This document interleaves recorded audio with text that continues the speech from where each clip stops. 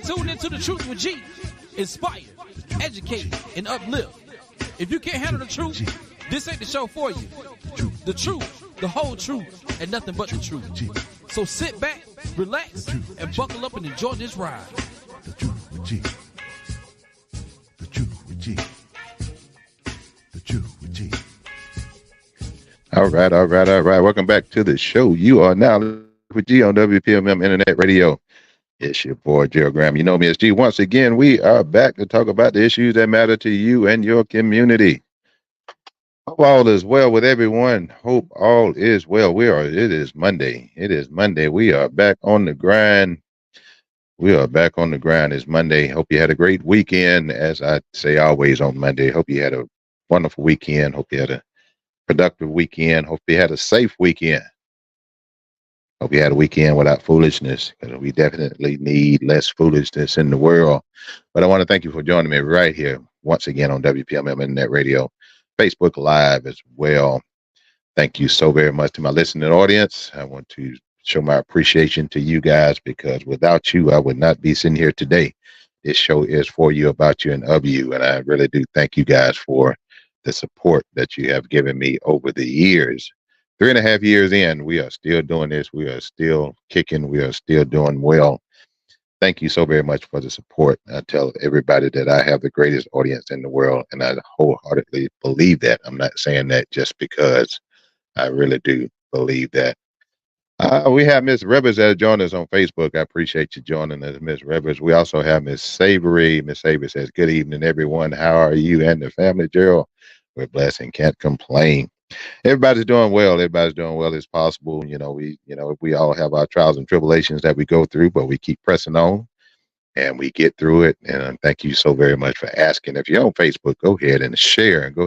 Let me know you're out there. Hit a thumbs up, hit something. Let me know you're out there if you're on Facebook already.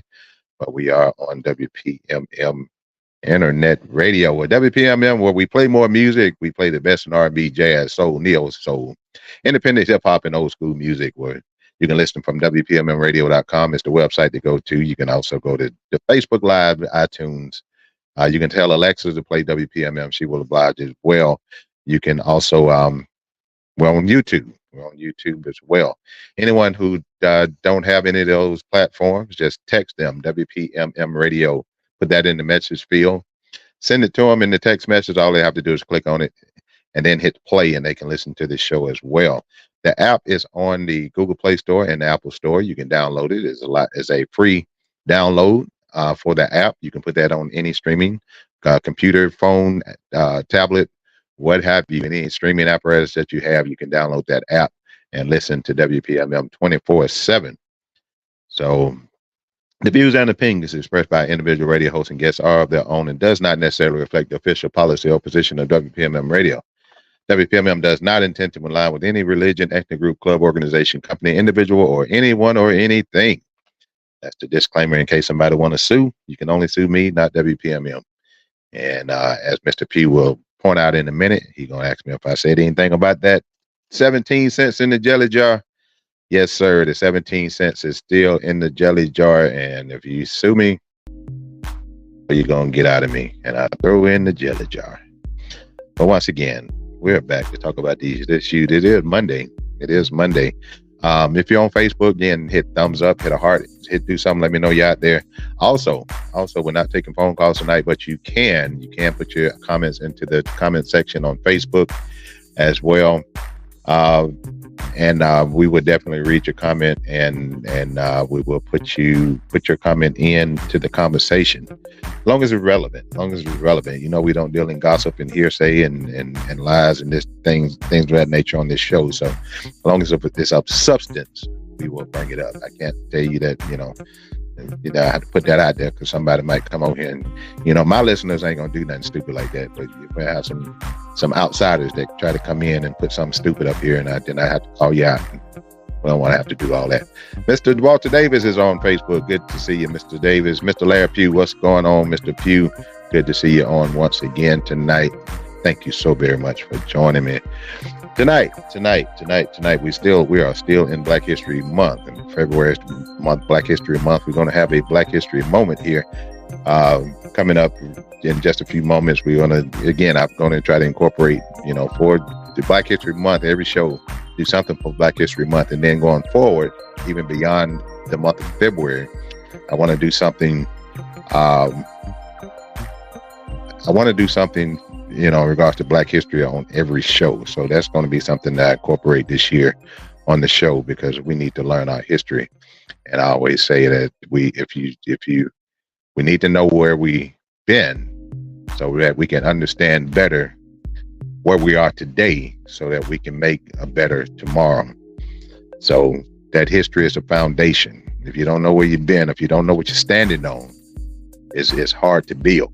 If you're building on a weak foundation, then it's going to crumble at some point. But we have to know where we've been in order to understand a better understanding of where we are now, so we can have a better outlook for tomorrow.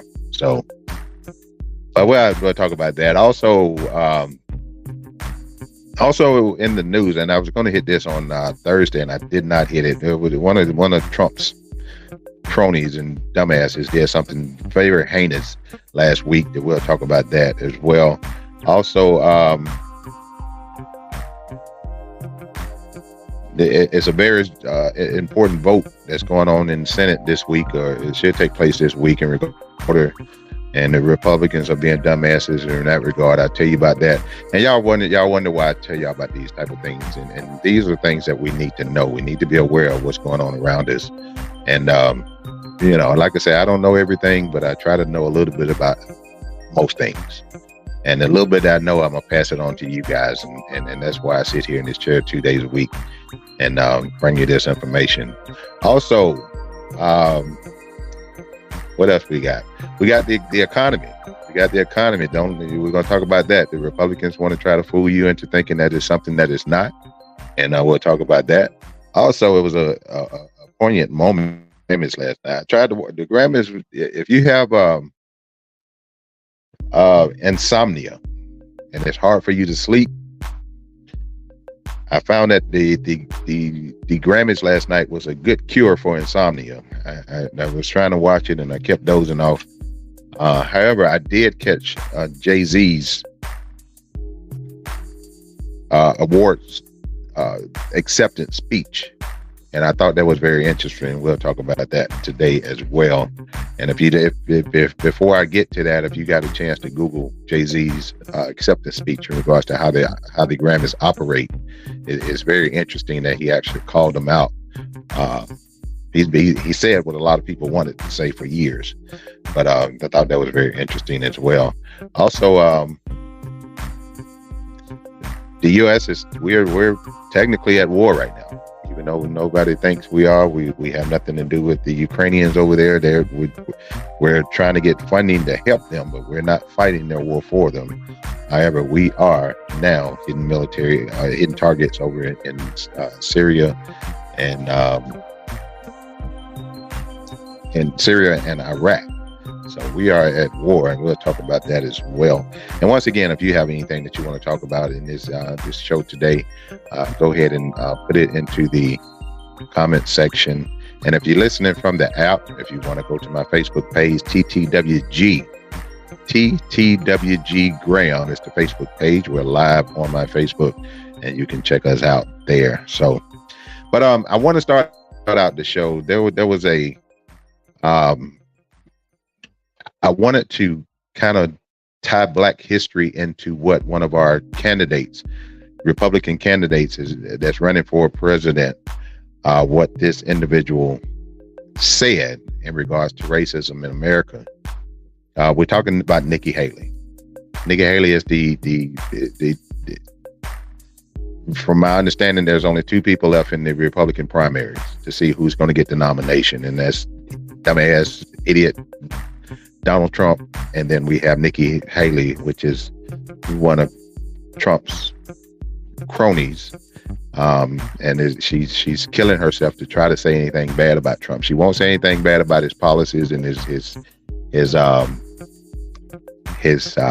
morals and his racism, but she'll talk about his decline, his mental decline, She's quick to talk about that now, even though in the beginning she wasn't even talking about that. She was not saying anything negative about the Orange Idiot. But now she's at least talking about his mental capacity is declining. He's been a dumbass all his life, and dumbass with dementia is very, very scary. It's a very, very scary thing to have a dumbass with dementia who has the possibility of being the leader of the free world. That's not a good combination. So, but anyway, I wanted to tie what Nikki Haley said into Black history.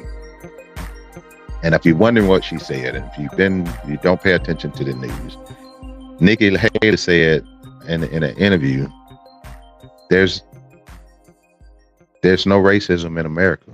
There hasn't been any racism in America. She's from South Carolina. Keep that in mind. South Carolina was a hub for unloading slaves when we were brought over from our land. But she says there's no racism in America, and there's never been racism in America. This is somebody who's running for president of the United States. Says there's no race. There's never been racism in America. And with that, in regards to Black History Month, I want you guys to listen to something. I came across this, and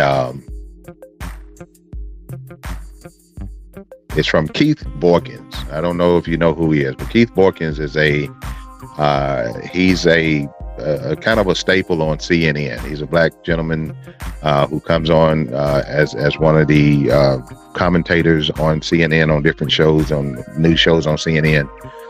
And he kind of put it in perspective, if you will, in regards to what Nikki Haley said about there has not, the United States has never been a racist country. So I want to play it for you, and you know, I have to be my own production manager and my producer and my sound guy and all that good stuff. So once I get big, I'm gonna hire some people to do this stuff for me. So if it don't play right, I apologize, but I wanted you guys to hear this and how he relates our history into what Nikki Haley said. So y'all take a listen to this. Republican presidential candidate Nikki Haley says, "We've never been a racist country." Let me take a lot of politicians make the ridiculous argument that America is not a racist country. But Nikki Haley goes one step farther. In 1776, 41 of the 56 men who signed the Declaration of Independence were slave owners. In 1788, the U.S. Constitution counted black slaves as only 3/5 of a person. In 1857, the U.S. Supreme Court ruled that Dred Scott and all other black people were not citizens of the United States. In 1861, Nikki Haley's own state of South Carolina declared war on the Union to defend slavery. In 1865, Abraham Lincoln was assassinated after pushing Congress to pass the 13th Amendment abolishing slavery. In 1915, the popular racist film The Birth of a Nation portrayed the KKK as heroes trying to defend white people from black oppression. We've never been a racist. In 1921, white people in Oklahoma killed dozens of black people and destroyed a thriving black community in the Tulsa Race Massacre. In 1955, 14-year-old Emmett Till was lynched in Mississippi, and 42-year-old Rosa Parks was arrested for refusing to give up her seat to a white man on a city bus in Alabama. In 1961, civil rights activist John Lewis was beaten at the Edmund Pettus Bridge in Selma just for demanding the right to vote. We've never been a racist country. In 1963, 4 black girls were killed in a racist church bombing in Birmingham, Alabama. We've never been a racist country. In 1968, Dr. King was assassinated in Memphis, Tennessee. We've never been a racist country. In 1976, Ronald Reagan ran for president, blaming welfare queens for white people's problems. We've never been a racist country. In 1986, Reagan vetoed a bill to impose sanctions on the racist apartheid government in South Africa. We've never been a racist country. In 1988, George Bush ran for president with a racist campaign scaring white voters about a black inmate he dubbed Willie Horton. We've never been a racist country.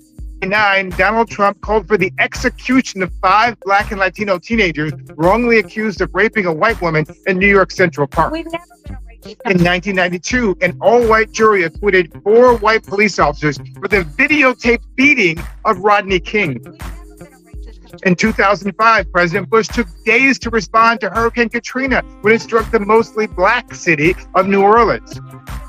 In 2011, Donald Trump launched a 5.5-year campaign questioning Barack Obama's birth certificate. We've never been a racist country. In 2015, a 21-year-old white supremacist in Nikki Haley's home state of South Carolina murdered 9 black people at the Emmanuel AME Church in Charleston. We've never been a racist In country. 2020, Donald Trump tried to throw out millions of black votes in Atlanta, Detroit, Philadelphia, and other cities.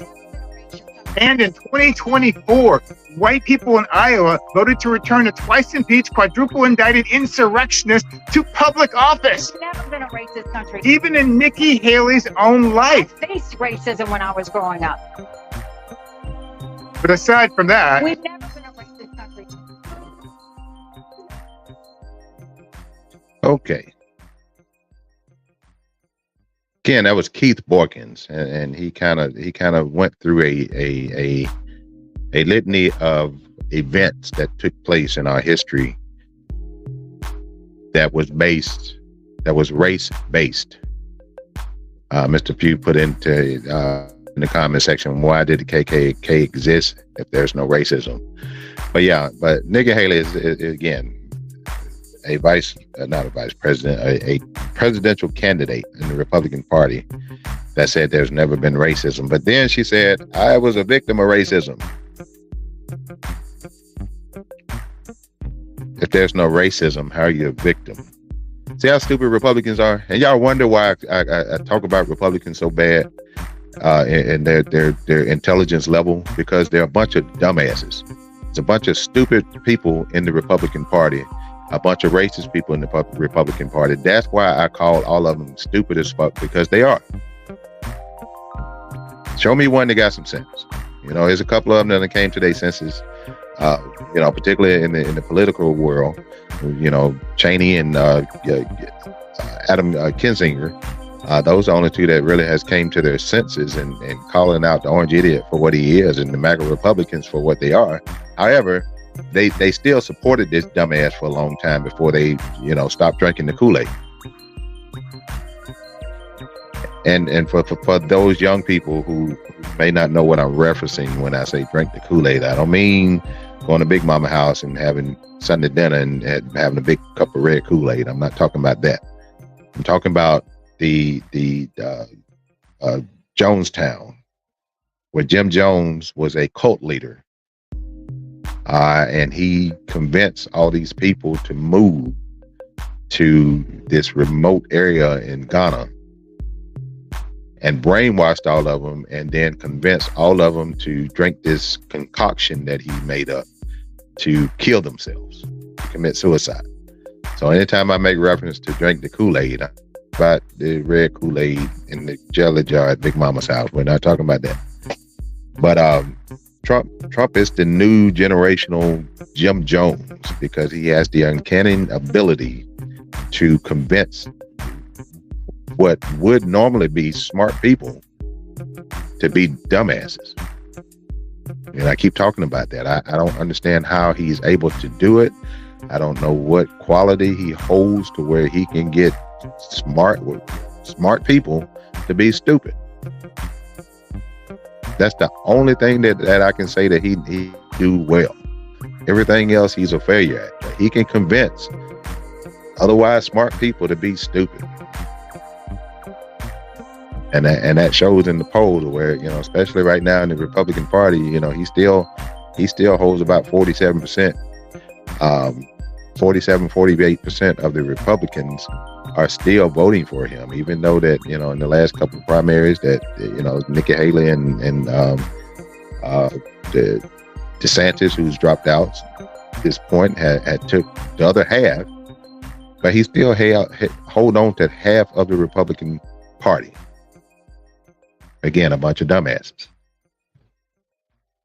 And I still want, if you guys know, whoever's out there listening, if you guys know any Republican Republican who supports Trump that wants to talk to me, give them my information. TTWG Graham is my Facebook. They can hit me up on Messenger. The truth with G at yahoo.com. They can email me. Have them hit me up. I want to sit down and talk to them. We can, they can stay at the house and do it from the house. We can do it remotely. But I want to talk to them.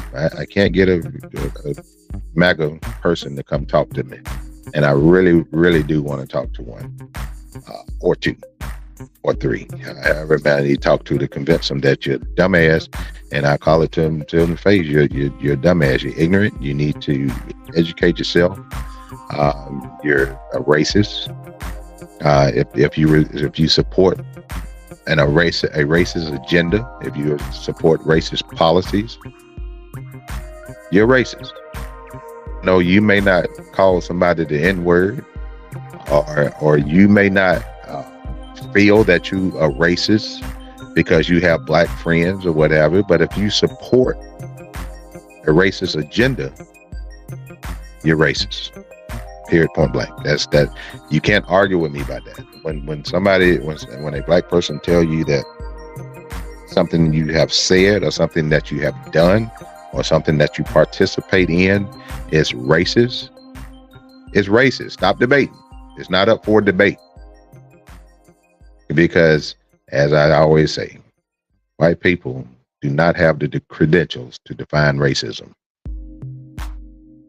I'm gonna say that again. I've been hanging on to this quote of my own, that white people do not have the credentials to define racism.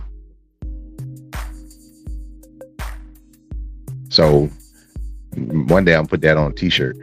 White people do not have the credentials to define racism. And I walk around in the white community, in the white stores, majority of white people, and have them look at me crazy, and like the other t-shirts that I put on, and they have statements on them. And they look at me crazy, and they wondering if they should speak or if they should, just kind of look and look the other way and keep walking by. It's funny to watch them when I put on these t-shirts. They have these messages on them, and it's quite. Some of it is sad, but some of it is quite comical as well. But anyway, Black History. It's February, Black History Month. Let's educate ourselves as to what we need to do, how we need to do it. Again, we need to know where we've been. We need to know the struggles that we've been through so that we can understand better where we are today, the position that we are today, so that we can make strides to make a better tomorrow. I can say it many ways, but again, we have to know where we've been to understand better where we are today, so that it's better tomorrow. And my black people, I love y'all, but y'all get on my last nerves sometime with this stupid stuff. I know everybody's not happy all the time. I know everybody's not just cordial all the time. People have their moments. People get irritated. People get bothered, whatever. People have their mean moments, but with shit, we ain't gotta kill each other. We don't have to kill each other. We don't have to, we don't have to be mad at each other for being entrepreneurs and, this person is doing this and this person doing that, but you're mad about this person making this kind of money and that we don't have to do all that. Let's come together, people. Black History Month is there to educate us, for us to educate ourselves. I gave some Black History facts last week in regards to the initial startup of Black History Month. And actually, when Black History Month started, it wasn't a month; it was only a week. And then it evolved where it turned into the whole month.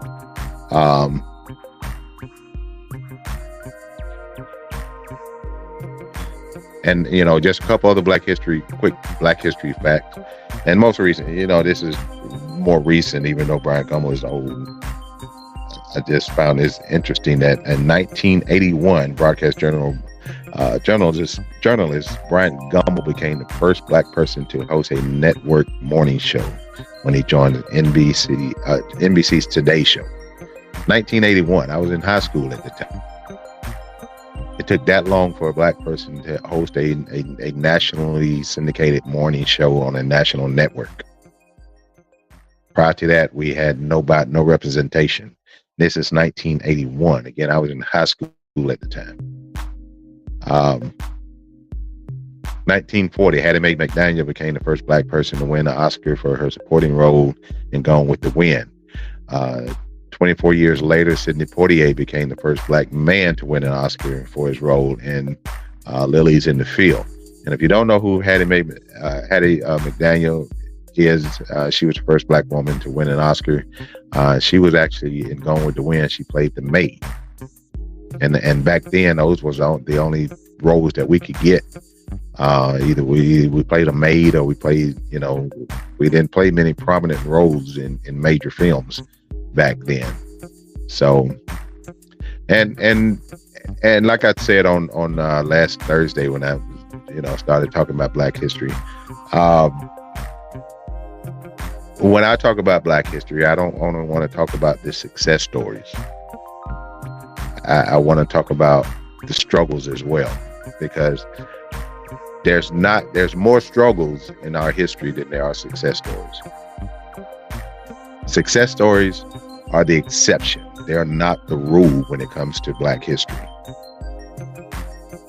We need to make it the rule for it to be more success stories than it is oppression when it comes to Black people. And right now we're still in a state of mind where we're still being oppressed, and we have our lawmakers that are making sure that we stay in a state of oppression, because they're passing this legislation that would not allow us to advance.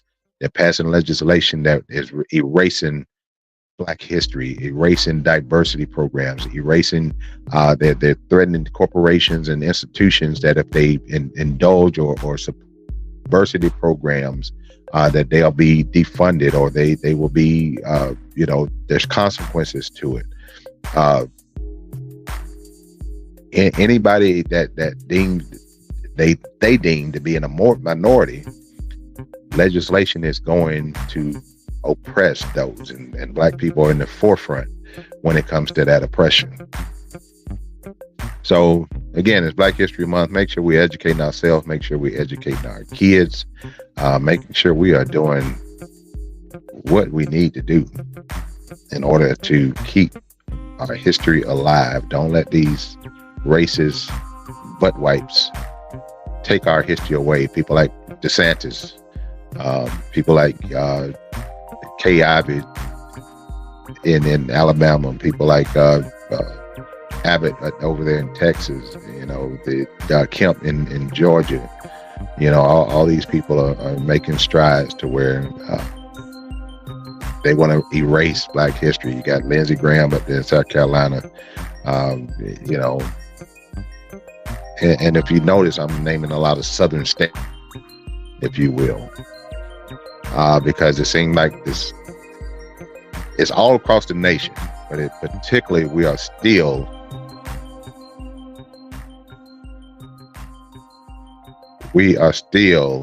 in the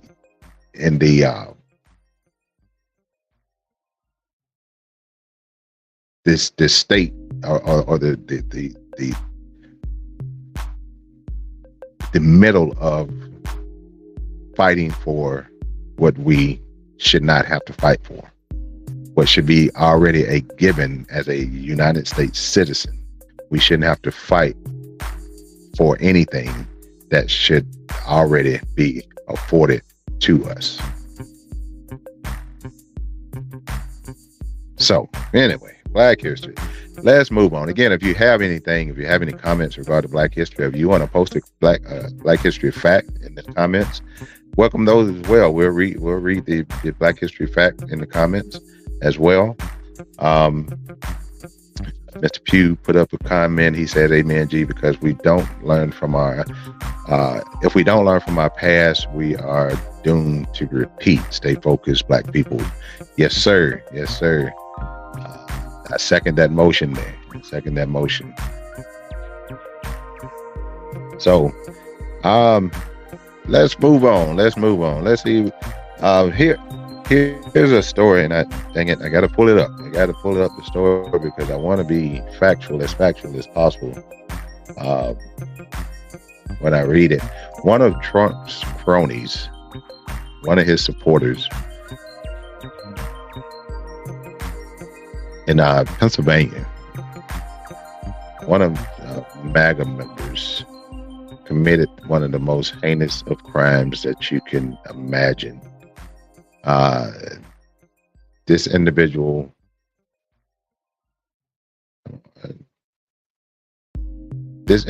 actually killed his father.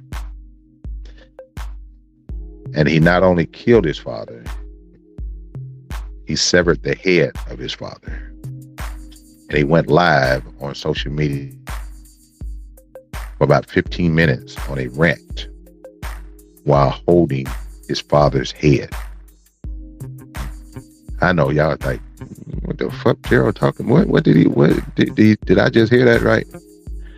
I know y'all saying that can't happen in the United States of America.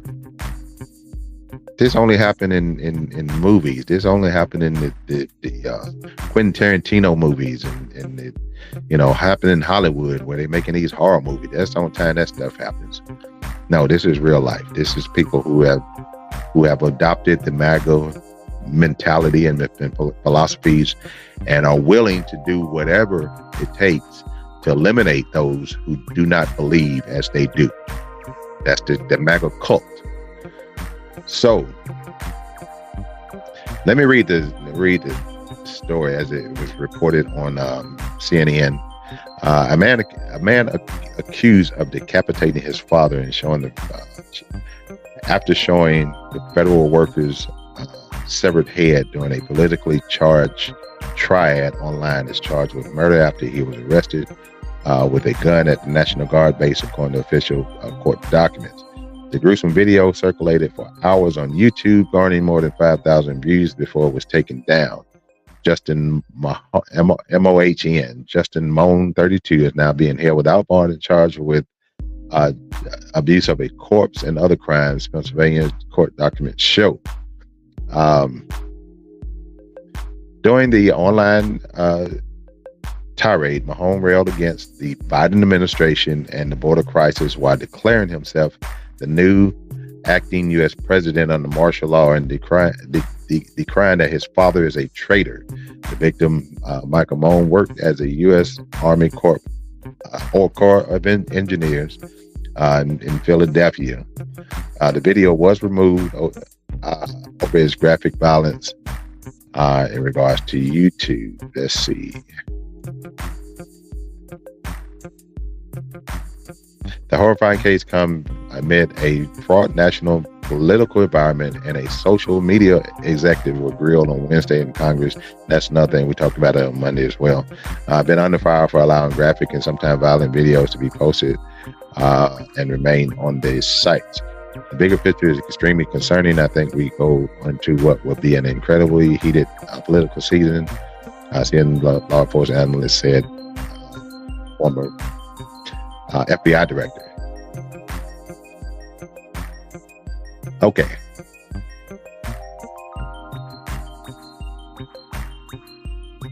And here's I'm gonna give you some of the details as far as how they were reported to CNN. Said the Middletown Township Police were dispatched at 7 p.m. Tuesday after a report of a deceased male. The Bucks County District Attorney said the call emergency dispatchers came from the victim's wife. When officers arrived, they located the male deceased in the bathroom. The prosecutor said in a statement the victim's adult son was not present when the police arrived. He had left in a vehicle. A machete and a large kitchen knife were found in the bathtub, according to the affidavit. Officers also located the deceased male's head inside of a plastic bag, which was inside of a cooking pot in the first floor bedroom next to the bathroom.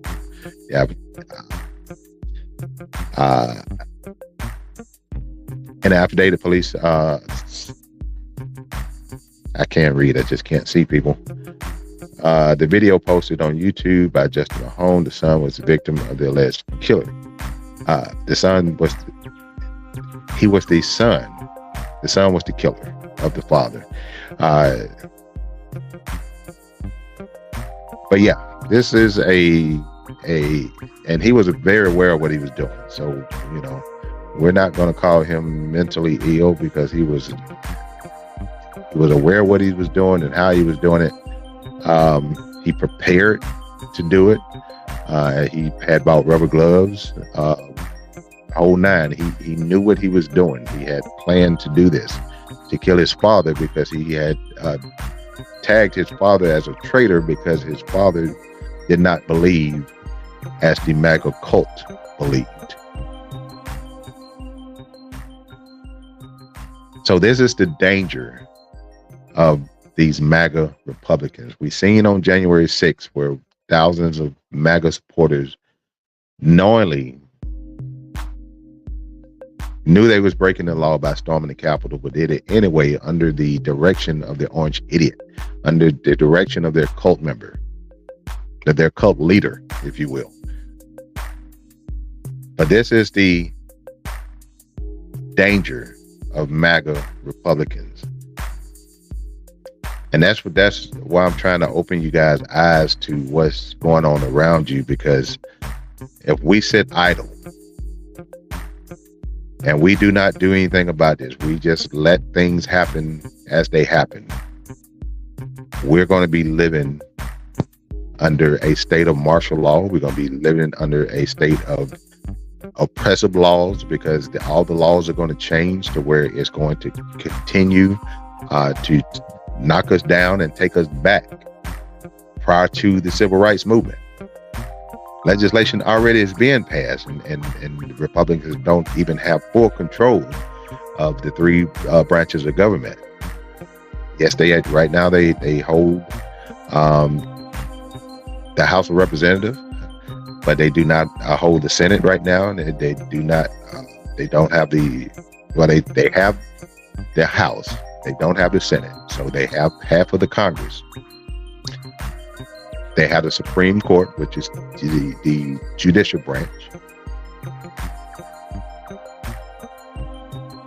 And they're trying to get the executive branch, which is the office of the President of the United States.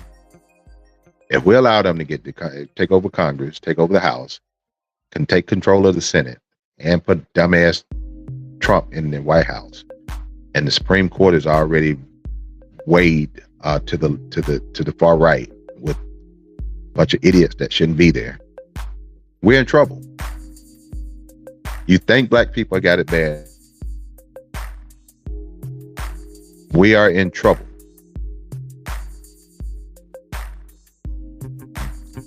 Mr. Pugh asks, what do you think about the mother and father on trial for 4 counts of manslaughter? That one, Mr. Pugh, I'll be honest with you, I'm struggling with that one. I'm struggling with it.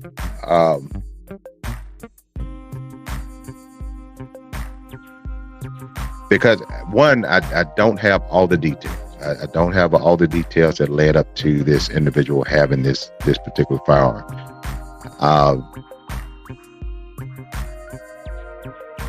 Because, you know, with having that firearm, there are so many parents who have taught their kids how to shoot at a young age. And my understanding that when they purchased this gun and said this gun was for the kid, it wasn't for like recreational use. It was for them to use when they went to the gun range to shoot the way you're supposed to shoot, as far as target practice and whatnot. So, and Mr. Pugh, if you don't mind, I don't want to misrepresent the killer's age,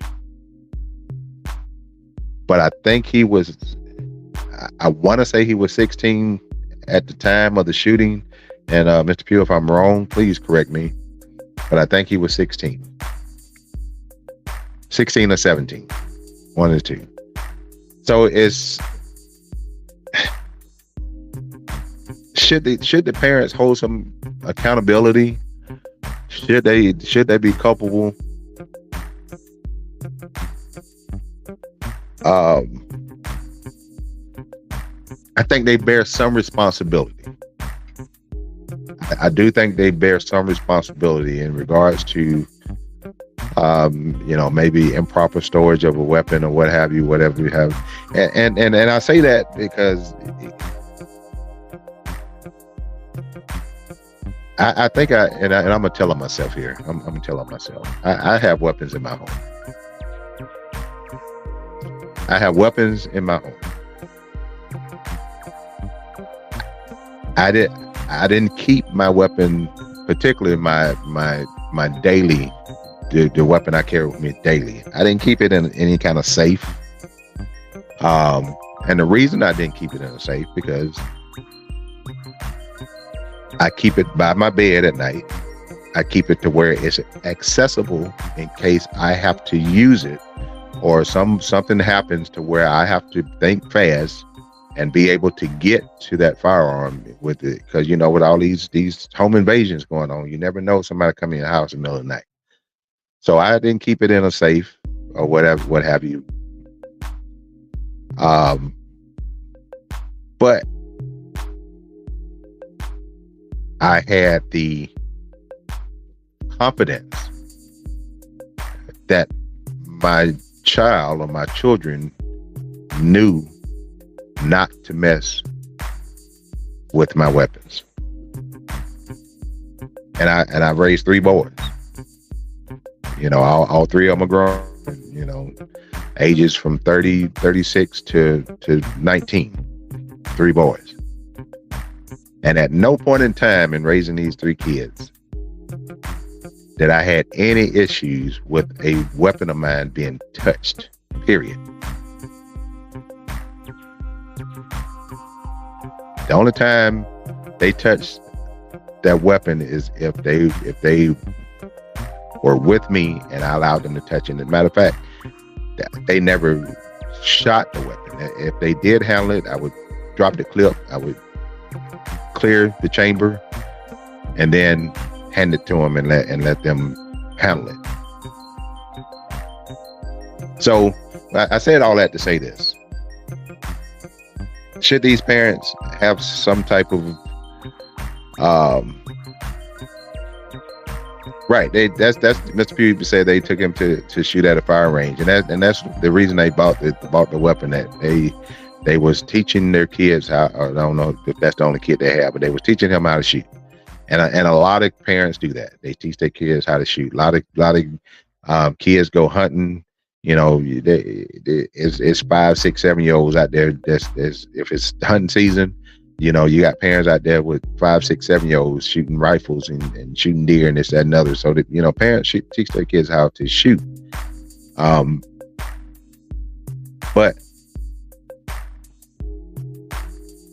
I don't think they knew that this child was going to go and shoot up a school, go kill young people. I don't think that they knew that this kid had this in mind. And if they did, I would think,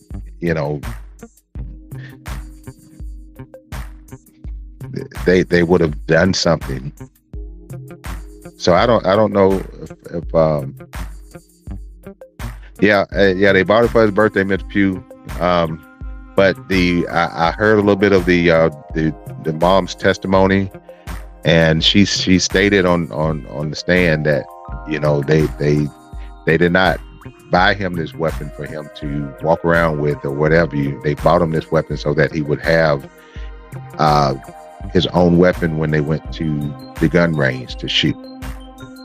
So should they bear some responsibility? Yes. Should they go to prison for murder? I would probably venture to say no, but some type of accountability need to be had, because as a parent, you do need to make sure that you are doing what you need to do to avoid these type of situations. I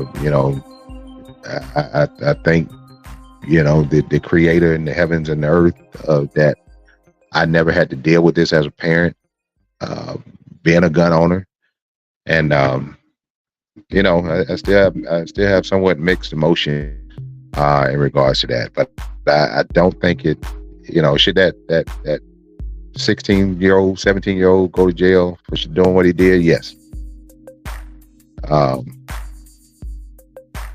But I don't think the parents should be charged with murder, manslaughter, because they did not kill them kids. They may have been negligent in storing a weapon or monitoring their teenage child, but I don't think they should be charged with murder. And that's my take on that. I could be, that's my opinion. That is strictly an opinion. That is not a legal precedent that I'm stating. That's just my opinion. Mr. Pugh said this is first case of a kind. Yes, and it goes back to where they locking parents up for the kids not going to school. If you got a problem with your kid not going to school, if the parents sending the kids to school and the kid ain't showing up at school, and then police show up at the parent's door to take them to jail, what good is that doing that child? I don't understand that one either. What good is it to lock the parent up because the child chose to ditch school? And I was, going back to my childhood, I'm not gonna say I skipped school. Damn it, I admit it. There's been times where I skip school and skip classes or whatnot, but mom wasn't aware of it. I did it behind his mom's back. She didn't condone it. She didn't advocate it. She didn't know that I was skipping a class or that I skipped school. It wasn't many days I skipped a whole day of school. Because I back then they sometimes they make phone calls to the home and say your kid went to school. Nowadays it's hard to skip school because as soon as I got so many those robocalls telling me that my child wasn't in school, and when they first started doing that, I was about to beat hell out of my child one day, and I don't even beat kids. I don't even like beating kids, but I got a call. The first time it happened, and they didn't start this automated thing until my youngest was in school, and my middle son was already out of school before they started this. But they electronically did the roll and they submitted it into the system, whatever. And if you was marked absent, there's a robocall went out to your parents, and it announced that kids were not in school. Your child wasn't in class on this date, whatever the case may be. And when the first time I got that call, I was heated. I was like, what in the hell is going on? I know my child is not skipping school. I sent him to school that morning. I took him to school that morning, so I know that's where he's at. But I'm getting this call saying he's not there. So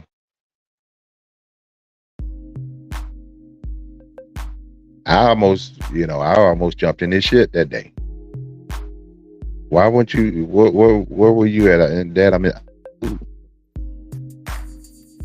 so why did I get this call? Because it was test day, and on test day we don't go to all our classes or whatnot. So when they submit the roll, even though you're not even supposed to be in that class that day, you still get that robocall because. So. After it happened a couple of times, I went to the school. I'm like, look, y'all was almost the reason why my child was about to get in a whole lot of trouble because y'all sending out these calls and saying my child is not in school when he's in school. And I promise you, I was getting these calls of, because my youngest child, he participated in everything, sports and music and everything. So there's a lot of times that they were not in class because of the extracurricular activities, or if there was test days and the schedule was altered or whatever and they was marked absent from a class because they didn't have class that day, you still got these calls. And I went to the school and I went off on them about doing something different with this system, because if any parent out there and you getting these calls that saying that your child is not in school, you furious at this point because your child is not where they're supposed to be, where you sent them, where you put them on the bus that morning, or where you dropped them off, and they're supposed to be in the confines of that school under the leadership and the supervision of these teachers and these administrators. But you as a school, as a whole school district, is fucking up because your system is not smart enough. The system that you put in place is not smart enough to tell when kids are in school and have a altered schedule for that day. But I went off anyway. Long story short, back to your question, Mr. Pugh. You know, I have mixed emotions about the young man that killed the 4 people. His parents on trial right now. I have mixed emotions about that, but I don't think they should be charged with murder. So let's see what else happened. Real quick. At the Grammys last night. Again, I tried to watch it. It was hard to watch. It was quite boring, if you will, for me. Some of the acts was terrible. Miley Cyrus won the Grammy Award and performed, and she looked like she was having seizures on stage. And then she won an award for best song. And I'm like, what the fuck? Excuse my language, y'all. I mean, the whole show was garbage to me.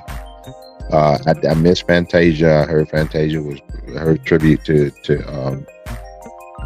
Tina Turner was good. I missed that one. I'm gonna see if I can go back and find it and watch that. With that part of it, since people seem to be raving about that part of it. But Jay-Z came out on stage after winning an award. And he called out the whole Grammy process. And with that, and he talked about what people have been saying for years in regards to his wife, Beyonce. Beyonce has won 32 Grammys, most Grammys in the history of Grammy Awards. She holds the most awards. And even though she have the most Grammys, she has never been named Album of the Year, Artist of the Year, whatever the case may be. She holds the most Grammys in Grammy history, but never Album of the Year. Makes no sense. And Jay-Z called it out. He called it out. He don't understand it.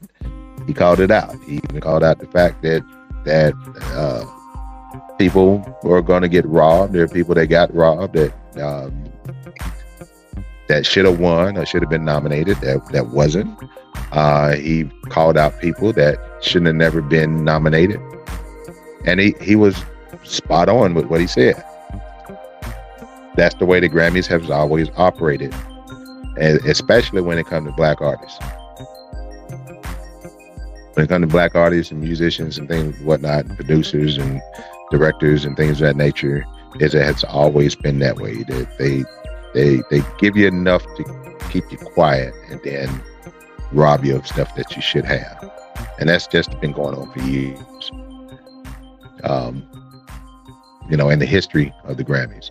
But Jay-Z called it out. And if you get a chance to check him out, check it out. Check out Jay-Z acceptance speech. You can YouTube it and just listen to what he had to say. And he was spot on with what he said. And there are some people that took issue with what he said, and there's some people that agree with him wholeheartedly, and I'm one of those that agree with him wholeheartedly, as he spoke the truth about that situation. So, with that being said,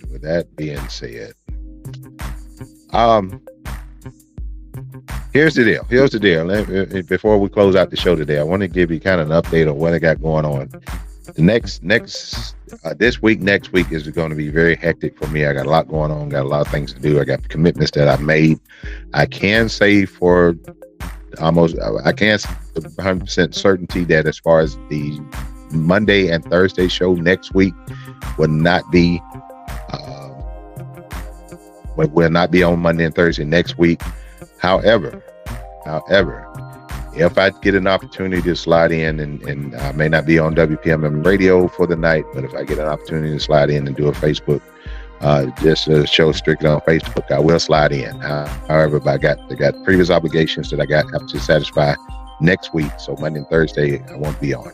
This coming Thursday, I got like 3 things on my plate Thursday. I would try to make an effort to get on this coming Thursday, but I can't promise that. So in the event that I'm not on Thursday, I won't be on next week, and I'll see you the following Monday after the week of, this coming week. You got a lot going on. You got Mardi Gras going on the weekend. You got the Super Bowl on Sunday. You have Fat Tuesday. Then you have Valentine's, and a lot going on next week. So, whatever you do, especially if you're participating in Mardi Gras, Fat Tuesday. Fat Tuesday is always hectic. If you're going to Mobile and New Orleans, there's thousands and thousands of people that'll be there. Make sure you stay safe. Don't go down there and act stupid and get arrested, and and don't go down there and drink and get drunk to the point to where people are taking advantage of you. If you do drink, take your cup with a lid on it, because it is nothing for someone to walk past you and drop something in your drink and then watch you until you get to the point to where you're incapacitated, and then they take advantage of you, and you end up waking up in a warehouse somewhere, butt naked. And I say that jokingly, but I'm serious. Be responsible for yourself. Make sure that you're watching your surroundings, especially if you're going to Mobile, New Orleans. I know they're party cities, but there's a lot of crime and a bunch of stupid, ignorant stuff going on there as well. Keep in mind that New Orleans and Mobile has been highlighted on the first 48 in regards to murders or whatnot. Not that all people are bad there. There's some good people in those towns, but you got a bunch of dumbasses that make these cities look bad. Same thing here in Pensacola. Got a bunch of dumbasses here that make Pensacola look bad. It looked like we're auditioning for First 48. So, but if you're going to take place in the festivities in Mardi Gras, make sure you be safe. Take someone with you, ladies. I would urge you not to do this alone, or either, if you're going to do in the middle of Mardi Gras, make sure that you have enough girls with you to where somebody can help if something happens to one of you. Just protect yourself. This world is crazy. We are striving to make a better America, and I'm hoping that happens before I leave the earth. I'm skeptical, yet I'm optimistic about this place becoming a better place. I don't like the direction this country is going in right now. I don't like what is happening. I don't, the politics of things, the political spectrum right now. I'm upset about the United States of America.